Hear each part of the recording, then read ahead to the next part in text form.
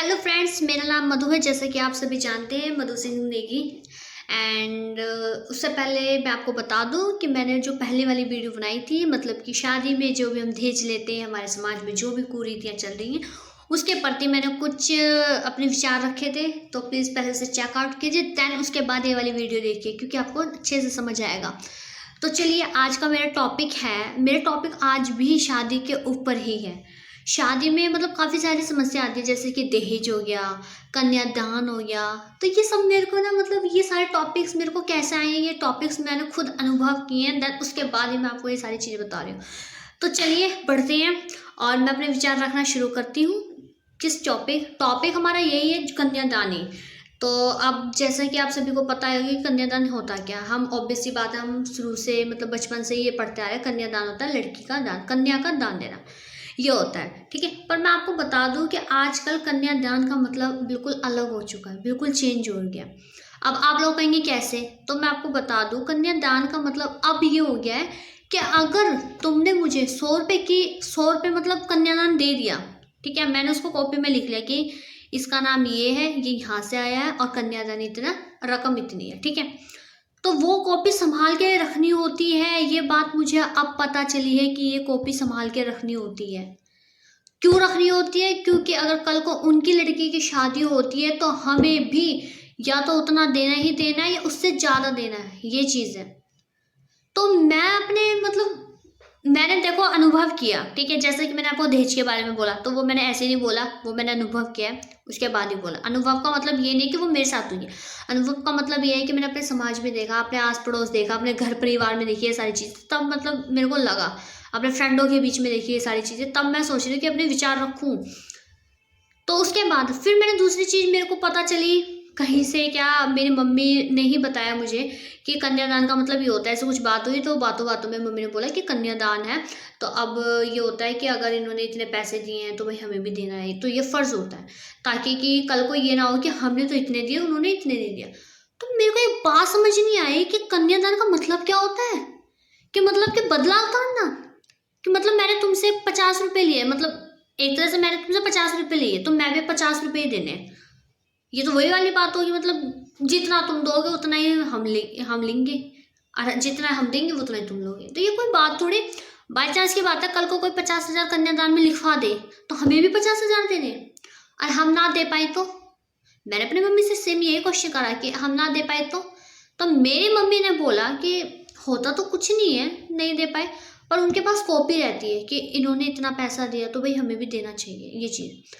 तो फिर मेरे दिमाग में ये सवाल आया है कि कन्यादान तो भाई अपने इच्छा अनुसार देते हैं ना, वो चाहे 1,000 रुपये दे, 2,000 दे, कितना भी लिखवाए, 101, 50, 51, जितने भी लिखवाए, तो वो तो अपनी इच्छा के अनुसार लिखवाते हैं ना। फिर कोई फोर्स क्यों कि भाई तूने इतना दिया तो मैं भी इतना दूँ, नहीं ना। पर मम्मी ने मेरी बोला कि ऐसा होता है। अरे क्यों होता है, मेरे को कोई बताए, कमेंट सेक्शन में मुझे कोई बताए कि ऐसा होता है तो होता क्यों है। कि अगर उन्होंने 50,000 दिए तो हम भी क्या 50,000 दे, उन्होंने घर दे दिया तो हम भी बदले में घर दे, तो एक ऐसा कन्यादान हुआ। ये तो लेना देना हो गया, व्यापार हो गया। तो इसका मतलब शादी में एक और चीज़ नहीं जुड़ गई, व्यापार। पहले दहेज, भाई शादी हो रही है दहेज दो, ठीक है। अब दूसरी चीज़ कन्यादान। पहले वो मतलब कि सास ससुर वगैरह, मतलब कि मायका ससुराल के बीच में चल रहा था लेना देना, अब कहाँ चल गया, अब रिश्तेदारों के बीच में भी चल गया। तो इससे बढ़िया तो ऐसा करो कि अगर किसी को सामान देना है ना, तो कन्यादान लिखवाओ मत। अगर ऐसी ही कोई बात है, बस में कन्यादान से होता क्या है, बस ये पता चल जाता है हाँ भाई इसने इतने पैसे दिए हैं, इसने इतने पैसे दिए, तो सब चारों मतलब चार और इंसानों के आगे ये हो जाता है भाई पता इसने तो इतना दिया है, तो ये चीज़ हो जाती है, नाम आ जाता है। तो सबसे बढ़िया मैं तो ये कह रही हूँ, अगर कन्यादान इसी को कहते हैं ना, तो चुपचाप दो, गुप्त रूप से देना अगर कन्यादान दोगे कोई तो, ठीक है। और एक बात बता दूं मैं कि कन्यादान ना कन्या का दान होता है, आपने श्रद्धा से दो। इस लालच में मत देना कि हम 50,000 देंगे तो कल को कोई हमें भी इतना देगा, ये इससे ज़्यादा। भाई जिसकी जितनी हैसियत होगी वो उतना ही करेगा, और उतना ही करना चाहिए। ये नहीं कि हमारे से हो नहीं रहा पर हमें लोगों को दिखाने के चक्कर में हम कन्यादान दे रहे हैं इतना इतना, चाहे हम अपना खुद सड़क पे आ जाए, ऐसा नहीं होना चाहिए। तो भगवान से मैं दुआ कर रही हूँ, भगवान प्लीज़ सद्बुद्धि दो मुझे, ठीक है, कि ये सारी चीज़ ऐसा ना हो। और पता नहीं कैसे कैसे मतलब समाज में कुरीतियाँ फैली हुई है ना, मुझे अब पता चल रहा है। क्योंकि एक्चुअली मैं सच बताऊँ तो मेरे घर में ही मेरी मतलब कि मेरी दीदी की शादी हुई थी, देन उसके बाद में मुझे ये सारी बातें पता चली, ऐसी बातें हुई, तो बातों बातों में ये सब चीज़ मुझे पता चली। तो फिर मैंने सोचा कि मेरे को वीडियो बनानी चाहिए, एक दहेज के ऊपर भी बनानी चाहिए और इसके ऊपर भी बनानी चाहिए कि ये कोई कन्यादान है, मतलब कि ये ऐसा हम कन्यादान दे रहे हैं, ये तो व्यापार कर रहे हैं। तो प्लीज़ इसको रोकिए। लोग जो सोचते हैं ना कि कन्यादान, हमने सिलाई मशीन दिया तो वो भी सिलाई मशीन देंगे, हमने वॉशिंग मशीन दिया तो वो भी वॉशिंग मशीन, तो ऐसा मत कीजिए, ठीक है। अपनी इच्छा अनुसार दीजिए, जो दिल में है ना वो कीजिए। ये नहीं कि लोगों को, 4 लोगों को दिखाने के चक्कर में अपने रोड पे आ जाओ, तो ऐसा मत करना, ठीक है। तो ये प्लीज़, ये कहीं कन्यादान नहीं है और ना कोई नाम बरी है। कोई तुम्हारे घर आके ये नहीं पूछेगा कि तुमने उसकी शादी में क्या दिया। अरे कोई कॉपी खोल लेगा, क्या होगा, कॉपी में यही तो लिखा होगा यार हमने इतने दिए, उसने इतने दिए। क्या अपनी इच्छा से दिए हैं, अपनी हैसियत के हिसाब से दिए, किसी को दिखाने के लिए नहीं दिए वो पैसे। भाई लड़की को अब उसकी खुशी के लिए दिए हैं, खुशी से कोई 1 रुपया दे दे वही बहुत होता है उस 50,000 की जगह। तो जो लोगों को दिखाने के लिए होते हैं, अगर मदद करनी ही है ना तो कन्यादान लिखवाओ मत। अगर कन्यादान में ऐसा रूल है कि हाँ कि इतने हैं, लिखा रहता है ये सब चीज़, बाद में ये चीज़ देखी जाती है कि इसने इतने दिए, हमें भी इतने देने पड़ेंगे। अगर ऐसी कोई चीज़ होती है ना, तो अगर मदद करनी ही है ना, चाहे 1 रुपए की करो, चाहे 50,000, 1 लाख की करो, अगर मदद करनी है ना तो गुप्त रूप से करना, ताकि लोगों को शो ऑफ करने की जरूरत नहीं है कि हमने पैसे इतने दे दिए। कोई नाम बरी नहीं होती। 2 दिन 3 दिन याद रखेगा कोई भी, भाई उसने 50,000 दिए तो उसने 1 लाख दिए थे, 1 दिन या 2 दिन बस। उसके बाद सब अपने काम में ही बिजी होने हैं, वही घर का झाड़ू पोछा, खाना पीना, तू कौन मैं कौन सब भूल जाते हैं। तो फिर ये पैसे लेने देने की तो बात ही नहीं है। तो प्लीज़ ये जो कन्यादान है ना इस प्रकार का, कृपया करके इसे बंद कीजिए और अपने दिमाग से ये वाली जो रूढ़िवादी परंपराएं चल रही है ना, अगर ऐसी मतलब कुरीति हमारे समाज में चल रही, तो हो गया कन्यादान। तब तो हमने कर दिया कन्यादान। तो कन्यादान का जो असली मतलब है ना वो कीजिए, ना कि कन्यादान का अपनी ही कुछ ना कुछ भावनाएं बना के 4 लोगों के सामने शो ऑफ करना, दिखावटीपना। कन्यादान नहीं, अपने दिल से कन्यादान करो।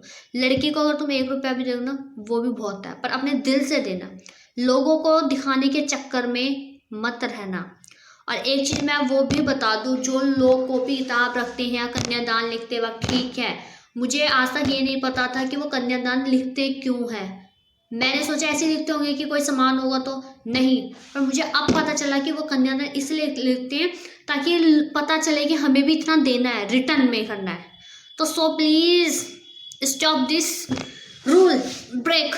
बिल्कुल ही, मतलब कि मेरा तो दिमाग खराब हो गया। मैंने कन्यादान का सुना, कहाँ हम सुनते थे बचपन में कि कन्यादान का मतलब होता है लड़की का दान देना, सबसे बड़ा दान। तो लड़की का दान दे तो रहे हैं, और क्या चीज़ें चाहिए, और क्यों दिखावटीपना करना दूसरों को। लोग 1 दिन याद रखेंगे, 2 दिन याद रखेंगे, तीसरे दिन कौन किसका है कोई याद नहीं रखता। तो प्लीज़ कन्यादान का ये जो मतलब है ना उसको बिल्कुल ही चेंज कर दो। तो फिर ठीक है, नेक्स्ट वीडियो में मिलते हैं फिर से मन की बात। मेरे पास जो भी विचार आएंगे, कोई भी इशू होगा, कोई भी मुझे कुरीति लगेगी, उसको मैं आप लोगों के साथ शेयर करूंगी। और कमेंट सेक्शन में आप भी जरूर बताना कि मैंने सच कहा या नहीं कहा, क्योंकि मैंने तो अनुभव किया है, देन देखा है। तो आप भी बताना। और मुझे अगर कोई नए टॉपिक्स वगैरह होंगे अगर आपके नज़र में, या कुछ भी इशू हो, तो आप मुझे कमेंट सेक्शन में बताना। मैं अपने विचार जरूर रखूंगी, क्योंकि मैं क्या सोचती हूँ, आप क्या सोचते हैं, सबके विचार अलग अलग है।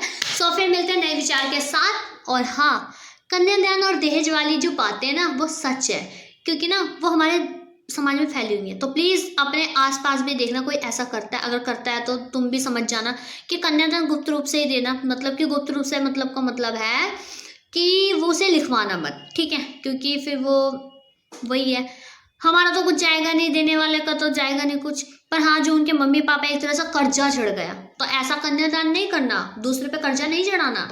कन्यादान करना है, लड़की को आशीर्वाद दो, कन्यादान दो, पर लिखवाना मत अगर ऐसे ही है तो। और ऐसी वीडियो देखने के लिए मधु चैनल को सब्सक्राइब कीजिए अगर अभी तक नहीं किया तो, और बेल आइकन पे प्रेस कर देना, ताकि जो भी नई वीडियो है ना तो सबसे पहले अपडेट्स आपको मिले और आप मुझसे जुड़े और आप मेरे दिल में हो।